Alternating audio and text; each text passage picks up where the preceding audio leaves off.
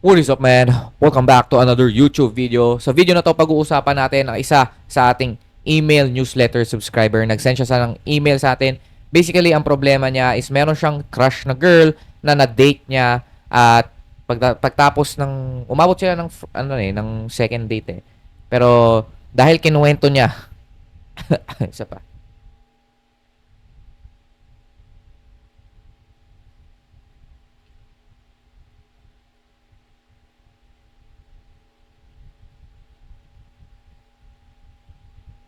What is up, man?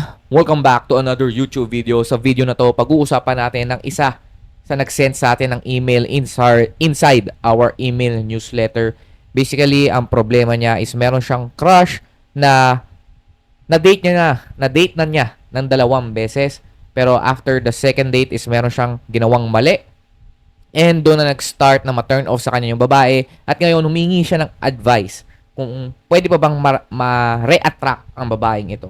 So kung pareho kayo ng situation sa kanya at gusto mong malaman kung paano mo navigate yung mga ganitong challenges sa buhay mo, then watch this video. Sa mga bago sa channel ko, I'm Joms and I upload videos to help men gain control and leverage sa kanilang dating and relationships. Mainly, ang core topic ko dito is about polarity. Polarity meaning the natural attraction between the masculine and the feminine. So kung gusto mong maka-attract ng isang feminine na babae, yung loyal, loving, submissive, at supportive na babae sa buhay mo, then you might want to improve your masculine energy and also understand the feminine. So, sakto to dahil ako rin mismo ay nasa journey ko to be my best masculine version. And ang sinishare ko sa channel ko is yung mga natututunan ko as my life goes by. So, kung gusto mo din ma-achieve ang best masculine version mo para magkaroon ka ng leverage at control sa dating and relationships mo, then subscribe ka lang sa channel ko dahil almost daily and weekly nag-upload ako dito ng mga videos na makakatulong sa iyo. So back to the video. Basahin natin ang email ng ating tropa. Itago natin sa pangalang Lawrence. Okay. Sabi ni Lawrence, "Good evening, Joms. Ako nga pala si Lawrence. So I have a relationship in the past, lasted for 4 years. So, but because of me, nag-end yung relationship. I am a simp, needy, nice guy, hindi nag-e-exercise, and lastly, broke." Okay. At least aware ka, Lawrence. Okay, at least aware ka, you were able to know or to reflect kung bakit ba nasira or hindi gumana yung relationship mo before. So, awareness is the first step for improvement. So, dahil ngayon meron ka ng awareness, you know what to do para hindi na maulit yung previous failure mo. So, para mag-improve ka sa next relationship mo. So, kung simp ka and needy nice guy ka, then you might want to, know what behaviors, anong mga nice guy behaviors, simpy, needy behaviors ang kailangan mo na tanggalin. At palitan mo ng grounded masculine behaviors. Okay? So, tuloy tayo. So, yun. I found out she is cheating on me. Oh my God. And we broke up. 1 year na po kaming naghiwalay, but the main reason why nag-message ako sa inyo is di dahil sa ex ko, kundi dahil sa crush ko. Okay. Sige, ano na natin yon? Lagay na natin sa trash can yung experience mo with your ex. Just make sure to learn from it. Again, lahat na nangyayari sa inyo, lahat ng failures nyo, ay meron kayong pupulutin dapat na aral doon. At yung aral na mapupulot nyo doon, yung reflection nyo, sa experience na yon is dapat gamitin nyo to improve, okay, not to blame o hindi para magkaroon ng victim mindset, okay, na sisisihin mo lang yung ex mo dahil nag-cheat, in which kasi sisisi naman talaga, pero don't stop there. Make sure to reflect ano yung fair share mo sa failure na yon, kasi for sure meron ka ring fair share na failure doon, in which dito nagawa mo na nag-reflect ka na naging simpy, needy, nice guy ka. In which, kailangan mong baguhin talaga yon para magkaroon ka ng mas magandang relationship sa susunod mong babae. So, tuloy tayo. 5 days after our breakup, I met this girl na maganda, mabait, may takot sa Diyos, nagkakilala kami sa choir. Okay, magaling kumanta. So, first move ko is binigyan ko siya ng rosaryo. Binigyan ko siya ng rosaryohan. At nagpasalamat siya. And after that, I asked her to go out. Okay? Good first move. Yung ewan ko kung magkano yung resoryohan, sana mura lang yon. So kung ako hindi ako fan talaga ng pagbibigay ng regalo o pagbibigay ng bagay sa babae kahit gaano pa kaliit, pero kung ang goal naman nito is to make a first move, sige, pero again, I don't recommend this na gawin nyo guys na magbigay kayo ng kahit gaano pa kaliit na regalo sa babae. Ayain mo na lang agad siya na lumabas at ilibre mo siya during your dates. Yun yung pinakamagandang gawin nyo. So, tama yung ginawa niya dito. Yung 50-50 ako dito. Tama yung ginawa niya na niyaya niyang lumabas o makipag-date. So, at first, she is very receptive. If di siya available, she will recommend or pinapaalam niya sa akin when siya free. Okay. That's a good sign. Good sign na high interest din ang babae sa'yo. Again, gusto mo lang mag-date ng mga babae na merong high interest sa'yo. So, kapag nagpakita ang babae ng low interest, ibig sabihin, inaya mo siya ng date, tumanggi siya at hindi na siya nag-negotiate o hindi na siya nagbigay ng another schedule kung kailan siya free. That's a sign of low interest. Stop pursuing, move on to the next para hindi na kayo magkaroon ng unhealthy, one-sided attachment sa babae. Okay? So dito, nagpakita ng high interest yung babae dahil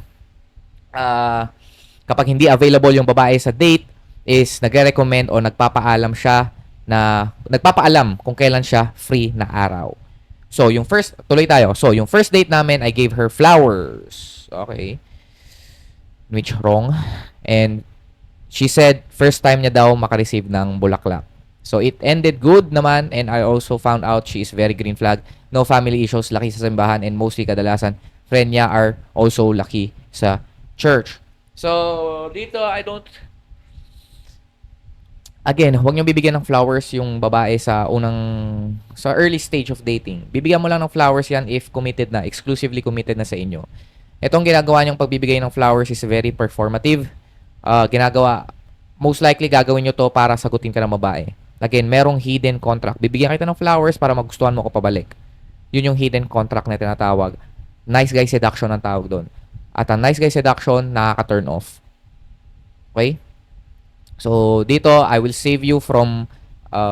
save you from having attachments sa babae kasi the more you invest your time, energy, and money sa isang babae is the more na ma-attach ka, lalong-lalo na kung meron kang ine-expect na pabalik. At yung pagbibigay mo ng flowers, nag-invest ka doon ng money, pati siguro na rin yung time and energy dahil syempre yung pera. Gumagastos ka ng oras at energy mo doon para mabili yung flowers na yon. Kapag binigay mo yun sa kanya, mag-expect ka ng something pabalik in which will create attachment, unhealthy attachment sa'yo. Nice guy seduction yon, nakaka-turn off din yon. Alright? So, next thing, gusto ko i-call out dito na hindi mo masasabi na okay yung girl sa isang date lang. Okay? Napaka-imposible na ipakita agad ng babae yung tunay na ugali niya sa first date pa lang.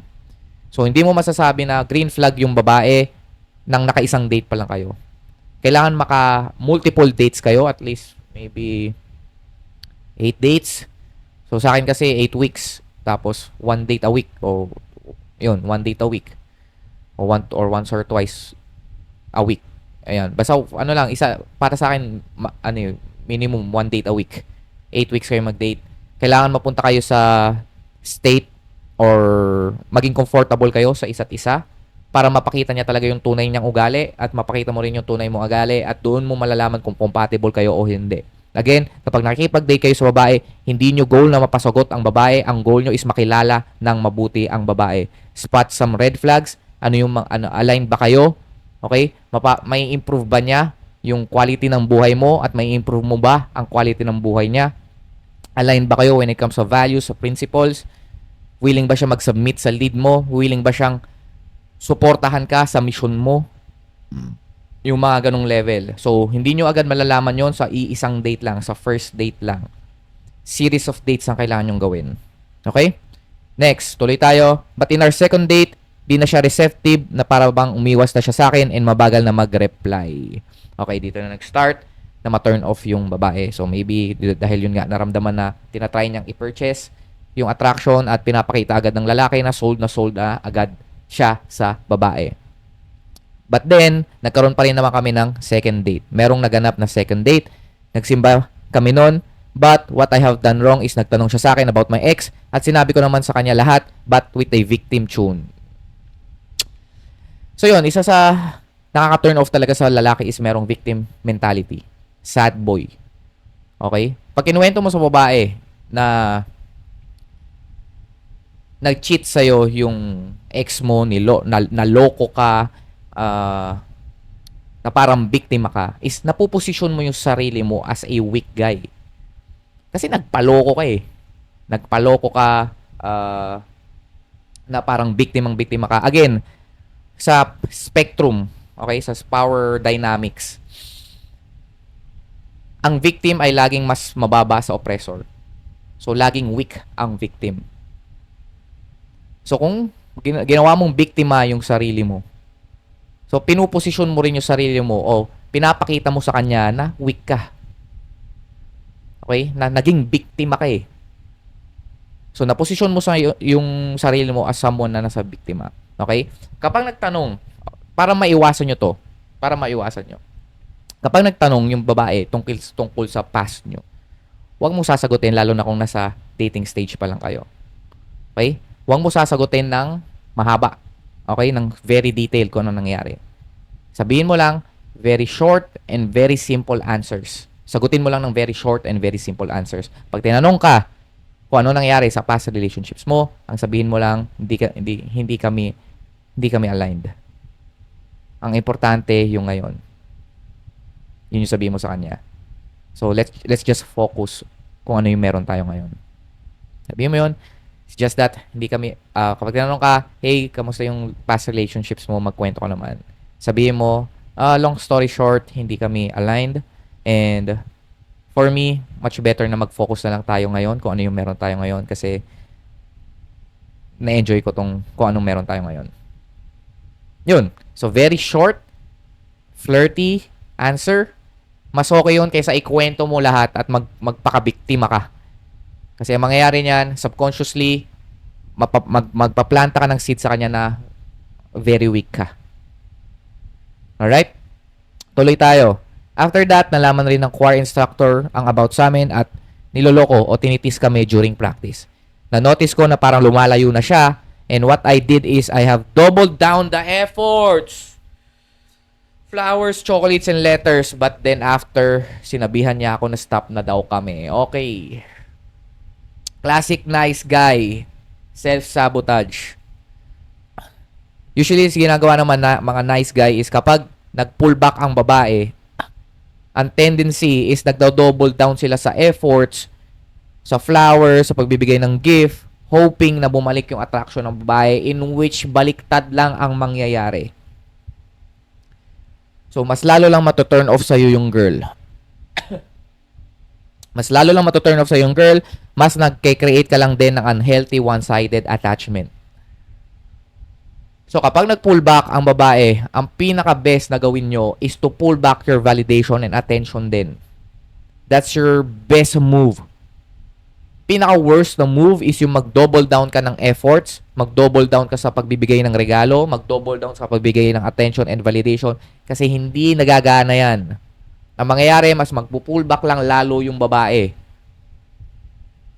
Mararamdaman niya that that you are trying to purchase her attraction, that you are bribing her for a relationship or for sex. Yun lang yung mararamdaman niya sa'yo. Hindi magically. And also, pinapakita mo na para ka nang nagiging alipin eh.